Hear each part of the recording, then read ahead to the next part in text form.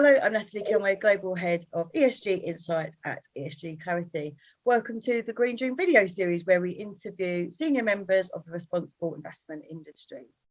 Today, I'm delighted to be speaking to James Sim, Manager of the Mercantile European Change for Better Fund, and William Lough, Manager of the Mercantile Global Sustainable Opportunities Fund. Thanks so much for joining me. Thanks, Natalie. Hi, thanks for having us on. Thank you very much. Yeah, great to be on. It's great to have you. So first of all, to kick us off, couldn't you talk a bit about your approach as a contrarian? How does that work exactly in ESG investing? Yeah, I think it's an interesting debate, isn't it? Because so far, ESG investing has broadly belonged to the growth investor, really. It's become synonymous with that theme. And I think we've made one sort of simple but very important philosophical step, which is to say it's important that we fund, new companies and new industries. But actually, if you think about it carefully, all the emissions that happen today come from polluting companies and polluting activities. And actually, many of these activities there is no substitute for. So people will continue to fly. We all want to live in steel and cement buildings. So what's really important actually to us is that we work out a way to decarbonize those activities and those companies. And when you make that philosophical step, you are led down an investment route that becomes very synonymous and very aligned with a more contrarian kind of valuation-oriented mindset. And I think that, in a world where ESG has gone from a backwater to incredibly crowded very quickly, that's what's enabling us to offer something a bit different to the client in our new funds. And I think that, in addition to that, we can see our role as supporting change, I suppose. And, part of that is unlocking that change, which we think we can do through kind of active stewardship and particularly engagement activities, which would stretch, from emissions through to other parts of the S and the G. Okay, fantastic. Thank you for explaining that. And on the European Change for Better Fund and the Global Sustainable Opportunities Fund, can you talk a bit about the key investment themes for those funds that you're looking at over the next few years from an ESG perspective? Yeah, so if we start with that philosophical starting point, which is we need to decarbonize these highly polluting activities. My fund, the European Change for Better Fund, is really focused on the materiality of that. So if we take the steel sector as an example, what we're saying is there's a number of incumbent steel businesses. Which of those is really going to drive that change? And we do the same in autos, we do the same in air travel, we do the same in all sorts of esoteric areas like glass bottling and salmon farming and so forth. So what does that lead to? Perhaps is a more interesting question from a client perspective, because the theme really is how to decarbonize the world. That's a very broad theme. So what does it lead to? And it ends up doing, I think, three things in portfolios for clients. So the first is we're really having an impact. Actually, if you say, well, I'm not just going to not invest in those industries, in steel and cement and the other polluting activities, it's in some ways it's counterproductive, because these companies need to make billions of dollars of investment to decarbonize the world. It's the only way we're going to achieve our climate goals. And of course, if we starve them of capital, push their cost of capital up, it makes it very hard for them to invest. Whereas if we're supporting just the best ones, the ones that are making that positive change, that positive impact, as Will said, that's really helping in the real world reduce the amount of emissions that are taking place. So that's the first thing the European Fund, Change for Better Fund, does for clients. It helps in the real world, and I hope it's something that people can be proud of owning, the end client, I mean. It does two other things, I think. So the second role it fulfills is a diversifying role, and that's very important. We're not going to achieve the goal, basically, of redirecting capitalism to help decarbonize the global economy if every time someone joins the party, Yeah, they suffer a degree of underperformance because they end up investing in the same well-loved, overpriced growth stocks. So the fund clearly has valuation discipline and contrarianism, at its heart, and that performs an important diversification role. And then the third aspect is, I think it's providing a very interesting source of alpha. As a contrarian, what you're looking for historically is something to unlock the value that's embedded in a stock. Now, often that was an improvement in profitability or a change in perception.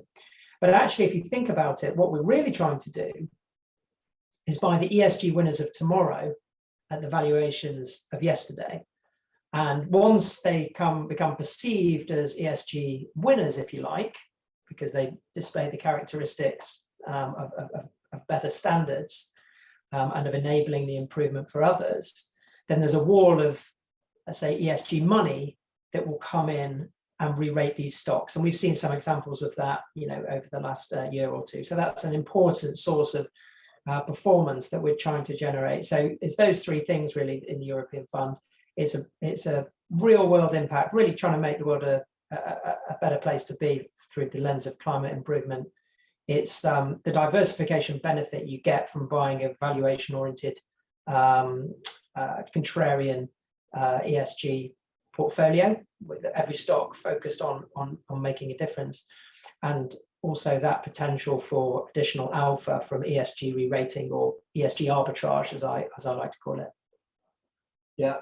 So for the Global Sustainable Ops Fund, you get definitely that valuation discipline. That's a key feature of the fund, I suppose.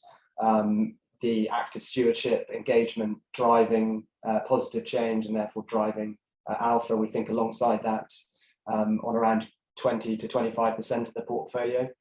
And then I guess if you're picking up, I always say I'm not a thematic investor, but in terms of things which we think have long duration structural tailwinds for a range of companies in the fund. We have a big bulk in healthcare currently, and that would stretch from distributors through to large cap pharma, through to actually life sciences tools companies, and pretty innovative companies there. Energy transition and security, clearly going to be a driver, like James mentioned. And then the final one would I would say, which you can pick up in a few different companies, would be sustainable packaging. So substitution of plastics into things like glass bottles, into things like cardboard. So these would be kind of a few of the features of the Global Sustainable Opportunities Fund. Fantastic, thank you for talking me through those. It's really interesting. You mentioned some of the sectors there, and I wanted to ask about being an active ESG manager, being a bit tricky performance-wise so far this year, with energy and tobacco outperforming the market significantly. What do you say to clients that sort of question you around that performance, and is that something that you think is going to continue? I do. I think that I think we're in a different regime now, personally. Cost of capital has gone up, and valuation is just simply going to be more important from here on in. So James's fund is very recently launched, so probably best for me to take this in terms of having a strategy that's been going since the end of November. Clearly, the market environment has been more beneficial for investors like myself. So we have managed to deliver close to 10% outperformance since the end of November when the strategy launched. Without having an overweight to energy. So we actually don't exclude energy, but we have found sources of return from other areas. So the healthcare companies, like I said, performing critical roles, and some sort of idiosyncratic alpha being delivered from engagement. So a good example of that would be Nikon, the Japanese company. So we're finding ways to outperform, and I think to James's point about diversification, this is where our strategies clearly can have a role for people's sustainability portfolios. I think an important point on the performance of ESG funds that you've made is because ESG investing has become synonymous with investing in carbon light growth businesses, which is effectively investing in capital light businesses. that sort of company is very exposed, as we've seen over the last 6 to 12 months, to inflation. And the way that we are approaching this issue actually leads us to companies that have naturally embedded inflation protection. So again, I actually have no energy stocks, but my funds, my strategies have broadly outperformed over the last 12 months. And that's partly because we have a natural inflation protection by buying more capital intensive companies on reasonable valuations that actually often are leaders in their niche and do have pricing power because they're operating in consolidated industries. But the difference is now going forward, they're going to have a much better demand outlook. And that's quite exciting because you're able to bring both the kind of growth potential, if you like, expose clients to that long-term theme, but do it in a way that gives them inflation protection, which is obviously probably going to be a critical feature, for the next business cycle, being able to embed that in portfolios. So there's a lot to unpick in your question, Natalie, but I think, the thrust of what you're asking is correct, which is you can't just do what's worked for the last 10 years because it might not work going forward. Yes, absolutely. And hopefully the market has thrown up some good opportunities for you both as well. So we always finish the Green Dream with this question, which is, what is your favourite sustainable food, drink, snack, restaurant or service? I'll go first. This one's an easy one for me. I'm goody two shoes. I'm gonna choose fresh veggies from either my mum or my mother-in-law's garden. Oh, that's a good one, yeah. Well, one of the sustainable investment objectives I've got is around biodiversity, so as well as decarbonisation.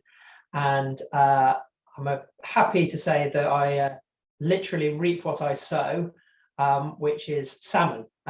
We invest in a company called Bakkafrost. Would you believe it? We're going to the Faroe Islands for our ESG improver there, and they make the world's most sustainable protein. Actually, salmon is very, very clean in terms of carbon emissions. It has a big biodiversity impact, and the Faroese economy is a lot of it is geared towards fish production, and so they've got the best veterinary health, and they've recently bought a Scottish salmon business, which has probably got one of the worst, to be honest, environmental track records as any salmon farmer who fishes in Scotland will know, in terms of decimating wild population. And my hope and my expectation is that Bakkafrost are going to bring some of that much better veterinary science to the Scottish salmon industry, and we can all continue to enjoy our sushi with a cleaner conscience. Great, thank you. I love my sushi. I'm feeling quite hungry now with the talk of vegetables and salmon. So thank you very much for sharing all of that with us. Really interesting to find out about the funds. Great, thanks very much, Natalie. Thanks so much.